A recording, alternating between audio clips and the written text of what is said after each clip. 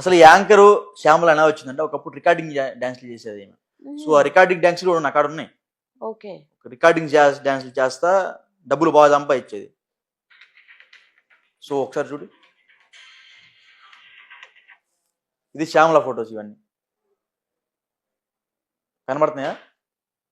So ఇవన్నీ కూడా గతంలో ఆమె రికార్డింగ్ డాన్సులు చేసి ఆమె రికార్డింగ్ డాన్సులు చేసి జనాలను మైమర్పించి పబ్బులో హాఫ్ న్యూడ్ డాన్సులు వేసి ఆమె కూడా ఈ రోజు రాజకీయాల గురించి మాట్లాడుతుంది. ఇంకేం చెప్తారు మేడం?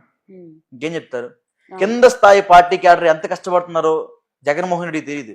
సో అలాంటి వాళ్ళకి ఇస్తే ఇలాంటి పదవులు వేయాలి తప్ప ఎలాంటి డాన్సులు వేసి ఇలాంటి పబ్బులో డబ్బులు ఎగ్గొట్టి వచ్చే వాళ్ళకి అధికార ప్రతినిధి పదవులు అంటే హాస్యాస్పదం. ఇప్పుడు శ్యామల గారిని చూసుకుంటే మనకి ఎక్కడ యాంకరింగ్ చేస్తున్నట్టు కానీ లేకపోతే ఏదైనా సినిమాల్లో కూడా ఆమె ఎక్కడ కనిపించలేదు. కాకపోతే చూస్తుంటే వెల్ సెటిల్డ్ అయినట్టు అనిపిస్తుంది. అంటే ఇదంతా వైసీపీ ద్వారా వచ్చిన ఇన్కమ్ అంతే కదా, ఇంకేం అవసరం ఆమెకి?